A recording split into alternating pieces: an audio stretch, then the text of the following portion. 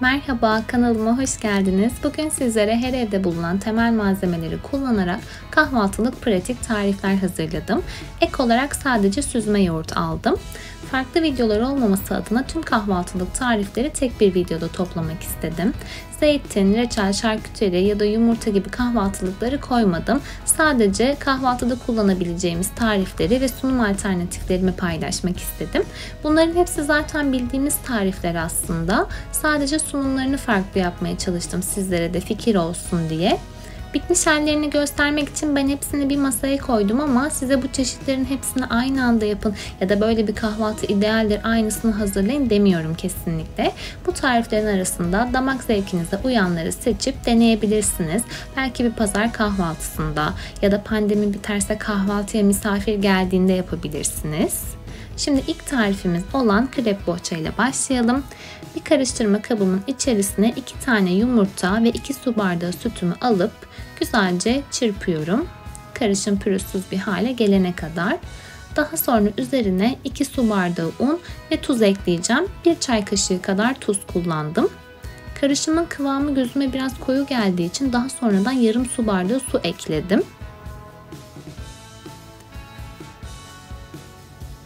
Suyumu da ekledikten sonra tekrardan karıştırıyorum. Kreplerimi büyük olarak değil de pankek boyutunda pişiriyorum. Siz isterseniz büyük bohçalar da yapabilirsiniz. Ben küçüklerin daha zarif olduğunu düşündüğüm için küçük küçük döktüm. Sofrada daha şık duruyor. Son kalanları büyük yaptım. Kreplerimin içerisine peynirli harcımdan ekliyorum. Peynirli harcın içerisinde lor peyniri, tuz, pul biber, karabiber, nane, dereotu var. Dilerseniz farklı iç harçlar da kullanabilirsiniz. Mesela patatesli harç da çok yakışır. Ya da ıspanaklı bir harç hazırlayabilirsiniz. Ben elimde lor peyniri olduğu için bu şekilde lor peynirli bir harç yaptım. Bazılarını tatlı da hazırlayabilirsiniz bu arada. Mesela içerisine sürülebilir çikolata ve meyveler koyup da hazırlayabilirsiniz. Böyle de çok güzel olur. Krep zaten çok lezzetli biliyorsunuz. Hepimizin yaptığı bir şey. Ben sadece biraz daha farklı bir sunum hazırlamaya çalıştım. Bu arada kürdan çok küçük geldi. Çöp şiş de büyük geldi. Çöp şişleri ikiye keserek kullandım bu videoda. İç harcımı koyuyorum. İki taraftan kapatıyorum ve çöp şişimi bir sağ bir sol olacak şekilde videoda gözüküyor zaten. Bu şekilde hamura geçiriyorum.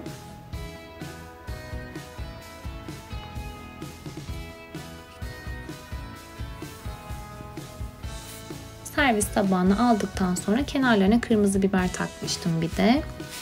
Söğüş tabağı hazırladım burada. Salatalıkları normal dilimlemektense bir soyacak yardımıyla ince ince kestim. Daha sonra rulo yaptım ve tabağımın kenarlarını dizdim. İç kısma domateslerimi yerleştiriyorum. Bu arada domatesleri daha sonradan ters çevirdim. Ortaya da yeşillik ekledim. Maydanoz ve dereotu kullandım. Siz isterseniz roka, tere, taze nane ne istiyorsanız onu kullanabilirsiniz. Üçüncü tarifim ekmek kanepesi. Ben bu tarifi genellikle bayat ekmeklerimi değerlendirmek için yapıyorum. Herhangi bir kalıpla ekmeklerimi kesiyorum. Kalan parçaları da küp küp doğruyorum. Daha sonra onları da çorba içerken içerisine eklemek için kullanıyorum. Böylece bayat ekmeklerim de değerlenmiş oluyor. Ekmeklerin üzerine zeytinyağı, pul biber ve kekik karışımı sürdüm. Soğuduktan sonra üzerlerine süzme yoğurt sıkıyorum.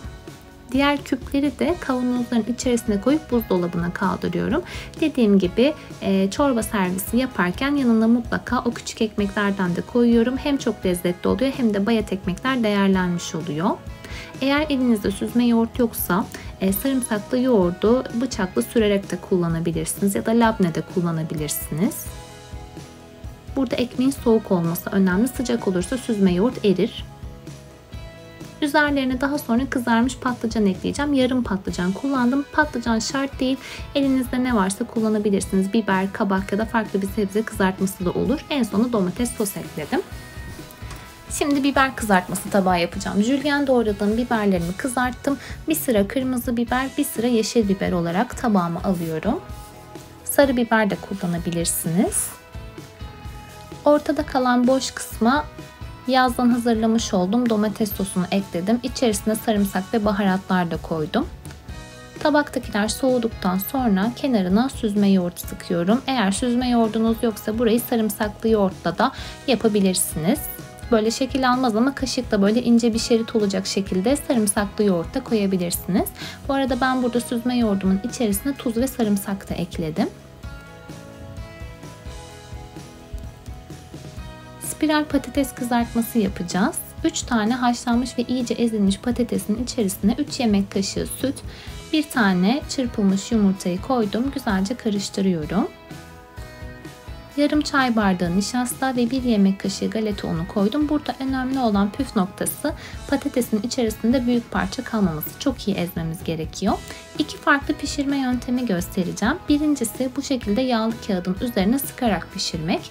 Diğeri de direkt kızgın yağın içerisine sıkarak pişirmek. Bana kalırsa yağı direkt sıkmak çok daha rahat oldu ama ben öyle yapamam derseniz böyle de pişirebilirsiniz. Kızgın yağın içerisine yağlı kağıtla beraber atıyorum. Biraz kızardıktan sonra yağlı kağıt hemen çıkıyor zaten. Diğerlerini de gördüğünüz gibi direkt yağın içerisine sıkarak pişirdim. İyice nar gibi olana kadar kızarmasını bekleyin. Ben bazılarını erken aldığım için erken aldıklarım çok çıtır olmadılar. Ama nar gibi kızaranlar çıtır çıtır oldu. Size de öyle kızartmanızı tavsiye ederim. Soframın bitmiş hali bu şekilde oldu. Dediğim gibi ben bütün tabakları bir sofraya topladım. Zaten hepsi bildiğimiz tarifler. Sadece farklı farklı sunum alternatifleri hazırlamaya çalıştım kahvaltı videosu bekleyenler için. Umarım beğenirsiniz. Videoyu beğenmeyi ve kanalıma abone olmayı unutmayın lütfen. İstediğiniz videolar varsa aşağıya yorum olarak yazabilirsiniz. Bir sonraki videoda görüşmek üzere. Şimdilik hoşça kalın.